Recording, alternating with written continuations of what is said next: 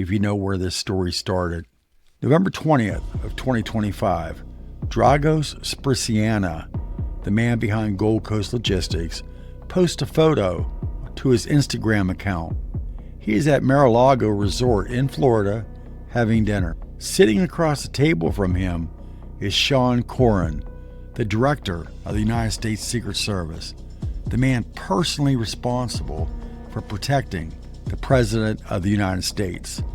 Also at that table, Kristi Noem, at the time, the sitting Secretary of Homeland Security, the agency with authority over highway safety in this country. In his Instagram caption, Sprinceana wrote that the conversation centered on, and get this, I'm quoting him directly, national security, the protection of the American people, and the vital role of the United States. The head of the Secret Service, the Secretary of Homeland Security, sitting at dinner with a man who owed the federal government nearly $900,000 in unpaid safety fines, whose company killed 10 people on American highways, whose operating authority had been canceled, whose safety rating was unsatisfactory, who had 2 out-of-service orders active.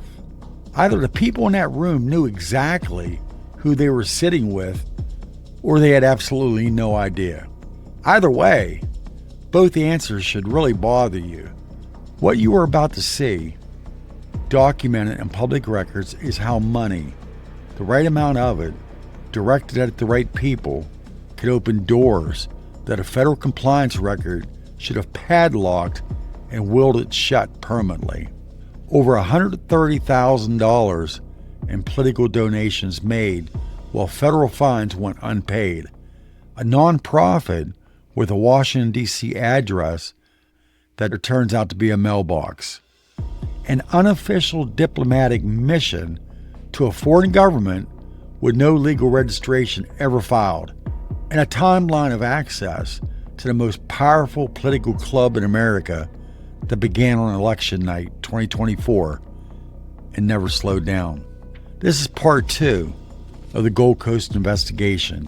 Whether you drive a truck, own a small carrier, or simply want to understand how power actually works in this country, this story is for you. It didn't happen overnight. It was built carefully, deliberately, and it was built with money that should have gone to the federal government, to the carriers he stiffed, and to Rocky Chhean's family. Federal campaign records show Sprinceana and his wife Gabriella made a combined $134,992 in political contributions between the years of 2020 and 2024. The Republican National Committee received $35,500. Congressman Matt Gaetz received $9,500, including a $2,800 contribution made 4 days after Gaetz headlined a private fundraiser at Sprinceana's home in Boca Raton, Florida. This man was hosting political fundraisers at his house while his trucks were out on the highway killing people in other states. Federal records show Sprinceana directed more than $20,000 to Mike Waltz, his congressional campaign, and his warrior diplomat PAC. Some of those donations were made in April of 2023, the same time period that he was already in active default on the money that he owed the government. The government couldn't collect from him. Carriers couldn't collect from him. Mike Waltz's PAC could. 18 months later, Waltz was named National Security Advisor, and on January 13th of 2025, 7 days before he took office, Sprinceana posted on his own social media that he met with Waltz at Mar-a-Lago to discuss Romania's relationship with the incoming administration. 7 days before the inauguration, with 2 out-of-service orders active and still in effect, nearly $900,000 in fines still unpaid. Let me put it in plain terms. A man whose company was declared unfit by the federal government to operate trucks on public highways is meeting privately with the incoming National Security Advisor 1 week before he takes office to discuss foreign policy. Nobody in that room took 30 seconds to pull up the FMCSA's safer website before that meeting happened. 30 seconds that would have told them exactly who they were sitting with. This is where the story moves from trucking fraud into something more serious. By his own public statements in Romanian press, on his own social media, and letters to foreign government officials, Sprinceana was acting as an unofficial envoy from the Romanian Prime Minister to the Trump administration, meeting with the incoming National Security Advisor about Romania, attending the Romanian presidential election as part of what was described as a U.S. government delegation, hosting events at Mar-a-Lago that Romanian officials attended. You know, there is a federal law called FARA, that's F-A-R-A, FARA, the Foreign Agents Registration Act.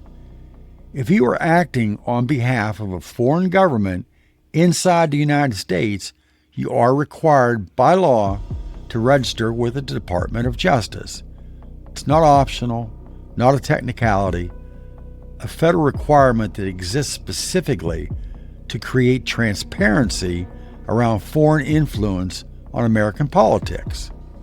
Did he register? Nope. The FARA registry is public and searchable. No registration on file, not for him personally, not for his nonprofit, not for his shell company. Nothing, zilch, nada. A man with 10 deaths on his federal safety record and nearly $900,000 in unpaid fines was conducting what appears to be unregistered foreign government lobbying at the highest levels of the incoming presidential administration. Different industry, same playbook, same result. Before we go any further, I want to point out two things. First, the investigation you are watching is built on the documented reporting of Rob Carpenter, an investigative journalist who writes for FreightWaves. Rob spent serious time digging through federal enforcement databases, court filings, corporate registration records, and campaign finance documents to put this story on the public record. That work deserves to be recognized. The link to his original investigation is in the description below. Second, Sprinceana has not been charged with a crime, as of yet. No court has found him guilty of fraud, as of yet. What the public record documents is a pattern, a dangerous trucking operation that killed 10 people and was never fully held accountable. Political donations made while federal obligations went unpaid. His federal compliance record should never have allowed him access to the highest levels of American political power. I'm not telling you what to conclude. I am showing you the documented record and asking the question that demands an answer. How does this happen? And what has to change so it doesn't happen again? Those are not partisan questions. They are not trucking questions. They are American questions, and they deserve answers. If this investigation has given you something to think about, share it. Put it in front of others. Drivers, dispatchers, safety managers, fleet owners, anyone who shares the road with a commercial truck. If you are not subscribed yet, do it now. Hit subscribe, hit the notification bell. In June of 2022, while his trucking operation was still under federal scrutiny, Sprinceana incorporated a Florida nonprofit called United Strategies of America. Its Washington, D.C. headquarters is a commercial virtual office, no physical presence, same mailbox scam that he used with the trucking company. Then in May of 2025, weeks after the Romanian Prime Minister publicly distanced himself from Sprinceana following a live television incident, Sprinceana amended his Florida court filing and removed his own name from the nonprofit entirely. The new president of record became Aaron Gentry, his own corporate officer from the trucking shell company network. Same man, same scam. When things went wrong with Romania, he erased his name, put his own guy in charge. Then used that nonprofit, with his name scrubbed off of it, to send formal letters to the president of Romania invoking the authority of the Federal Election Commission. Except the FEC official, whose credibility those letters relied on, had resigned 5 months earlier. Let me bring us back to where it all started in part one.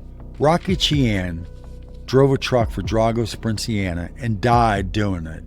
His family buried him on less than $5,000, scraped together from strangers on the internet. No workers' compensation, no death benefits, no accountability.